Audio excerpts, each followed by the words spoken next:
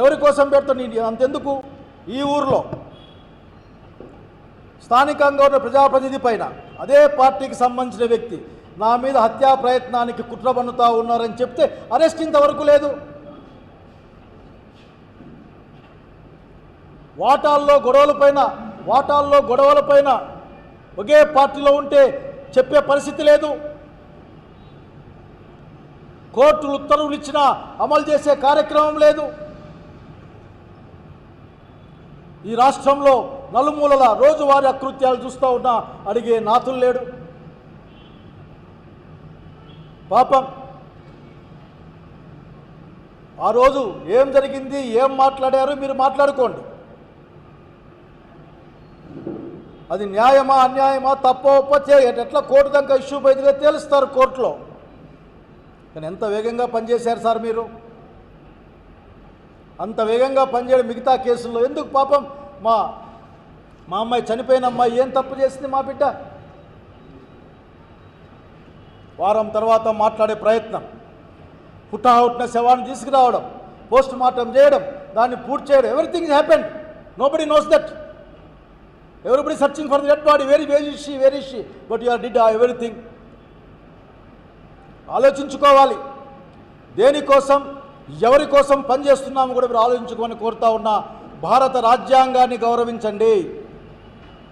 మీరు చేసిన ప్రమాణాలను గుర్తు తెచ్చుకోండి. నిష్పక్షపాతం వ్యవహరించాలి. ఎవరి మెప్పుదల కోసము చేస్తూ ఉంటే చాలా ఇబ్బంది వస్తున్న సంగతి సమాజానికి గుర్తు చేస్తూ ఉన్నా. అట్లాగే ఎంతమంది అసలుకి ఆ సాక్షి డిబేట్లో మాట్లాడిన పని ఎంత అన్యాయంగా మాట్లాడుతున్నారు మీకేం కనపడడం లేదా? ఆమె రేణుకా చౌదరి మాట్లాడుతుంది, అసలుకి విజయమ్మ గారు పుట్టినప్పుడే అతన్ని చంపేయాలట. ఇప్పుడు నాకు డౌట్ వస్తుంది, ఈ సలహా ఈరోజే ఇచ్చారా? మీరు ఇంకా అనేక సార్లు ఏమైనా ఇచ్చి ఉన్నారా?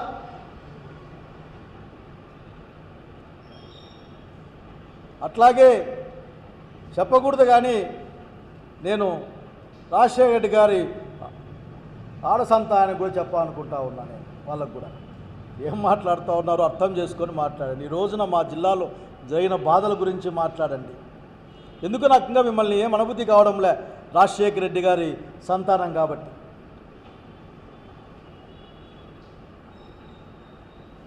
కనుక మీరు ఆలోచించుకోవాలి. ఎన్ని మాటలు అసలు భారతీయ గారినట్టు. అసలు ఎప్పుడైనా ఎక్కడైనా మహాతల్లి ఎప్పుడైనా సరే రాజకీయాల్లో కనిపించిందా? మాట్లాడిందా? అంటే ఛానల్లో వచ్చిన కార్యక్రమం తప్పైతే దాన్ని ఛానల్ ఓనర్లకు అంటగడతారా మీరు? అంటే ఎన్ని ఛానల్లో ఎన్ని మాట్లాడే వాళ్ళ ఓనర్లు అంటగడతారా? ఏంటి ఈ రోజున ఒక 5 సంవత్సరాల కాలంలో లేక 2 సంవత్సరాల కాలంలో ఎందుకు ఈ ప్రభుత్వం వచ్చినాకనే దూరం కూడా వద్దు. ఏ ఛానల్లో ఏ డిబేట్లు జరిగాయి, ఏ డిబేట్లో ఏమొచ్చింది, అట్లాగే చిన్న పెద్ద డిబేట్లు ఏం మాట్లాడారో మాట్లాడండి. ఎంతల విచ్చల విలిగా కామెంట్ చేసినా కానీ పట్టించుకోలేదు కదా. అంతెందుకు సినిమాల్లో బాధితాయుతమైన ప్రజాప్రతినిధులకు ఉన్న మీ వాళ్ళు దిబిడి అని మాట్లాడితే ఎవరన్నా మాట్లాడారా మీరు? సినిమాలోనూ అదే, సినిమా అయిపోయినాక ఫంక్షన్లోనూ అదే. చూడ్డానికి ఎఫెక్ట్గా జుబుక్సకరంగా లేదా మరి ఎందుకు యాక్షన్ తీసుకోరు మీరు? ఏదేమంటే చంద్రబాబు గారు మరొక్కసారి మిమ్మల్ని అడుగుతా ఉన్నా, నేను పదే అడుగుతూ ఉంటాం కూడా, మీరు ఏం నేర్పించాలనుకుంటా ఉన్నారు? ఎక్కడికి రాష్ట్రాన్ని తీసుకెళ్తారు మీరు? ఏ విలువలు నేర్పిస్తారు? ఇదేనా మీరు నేర్పించబోయే విలువలు మాకు? సామాజిక రంగంలో మీరు ఏం చేయాలనుకుంటున్నారు? మమ్మల్ని రాజకీయంగా ఏం నేర్పిద్దామనుకుంటున్నారు? వేసేయం లోపల అనే మాటేనా? లేకపోతే భవిష్యత్తు ఎలా ఉండాలి నేర్పించబోతా ఉన్నారా? అదేదో అంటుండే ఆఖరి మిమ్మల్ని చూస్తా అంటే, మీ కింద పనిచేసే అన్ని డిపార్ట్మెంట్ చూస్తా అంటే నాకు ఏమనిపిస్తుందంటే, ఈ మధ్య ఏదో కృష్ణ కొడుకు సినిమా చూశాను నేను, దాంట్లో డైలాగ్ ఉంది, అట్లా మీ జరుగుతూ ఉంది, అట్లా సరిపోయిన ఆ యాంగిల్లో ఉంటుంది, అట్లా ఉంది, మీరు జరిపిస్తూ ఉన్నారు, జరుగుతూ ఉంది, ఎంతో కాలం ఉండదు. కాలచక్రం చాలా ఫాస్ట్గా తిరుగుతుంది. మీరు నేర్పించే విద్య మేము నేర్చుకుంటాం. ఇలా మాలాంటి వాళ్ళు రెసిస్ట్ చేసినా నేర్చుకోకుండా కొత్త పిల్లలు చాలా ఈజీగా నేర్చుకుంటారు. మళ్ళీ మీరు నేర్పించిన విద్య మీకే ఉపయోగపడుతుంది. కొత్త విలువలు నేర్పిస్తూ ఉన్నారు. సత్యదూరమైన మాటలు, ప్రజలకు ఇచ్చిన మాట నిలబెట్టుకోలేకపోవడం, పైగా అభాండాలు వేయడం, బెదిరించడం. ఇంకా ఎక్కువ మాట్లాడితే డబ్బులు ఎట్లా వస్తాయో నా చెవులో చెప్పండి, నేను డబ్బులు ఇస్తా అని చెప్పి మీ యొక్క మాట కూడా చూసాం. అట్లా ఇంకొక ఆయన మాట్లాడుతూ బహుశా మీ యొక్క భవిష్యత్తులో మీ పార్టీని ప్రభుత్వం నడిపోయాయన, నా దగ్గర ఎర్ర బుక్ ఉంది, అదేనా మీరు నేర్పించింది? మీ వారసుని నేర్పించి అదేనా? బుక్ తీసుకో, ఆ బుక్లో రాసుకో, అది మంత్రగాళ్ళ బుక్. ఆ బుక్లో రాస్తే కాళ్ళు ఇరిగిపోతాయి, చేతులు ఇరిగిపోతాయి, హార్ట్ అటాక్ వస్తుందని నేర్పించారా మీరు? 10th క్లాస్ పరీక్షలు వస్తే గతాన్ని తవ్వుకోండి గతాన్ని. కానీ ఇప్పుడు 10th క్లాస్ పరీక్షల గురించి మాట్లాడాలి కదా. పొద్దున ఒక మాట, సాయంత్రం ఒక మాట మాట్లాడే మీ అలవాటుని ఎట్లా మీ కిందికి పంపిస్తారు మీరు? మీ ఆలోచన ఈ విధంగా ఉంటుంది, ప్రజాస్వామ్యబద్ధంగా ఉంటుంది. కాకపోతే మీరు చాలా చెడ్డ విద్యను నేర్పిస్తారు మా అందరికీ బలవంతంగా నేర్చుకునే పరిస్థితి. పాపం ఇష్టం లేకపోయినా సరే. కాబట్టి ఇప్పటికైనా సరే మీ డైవర్షన్ పాలిటిక్స్ మానేసేయండి.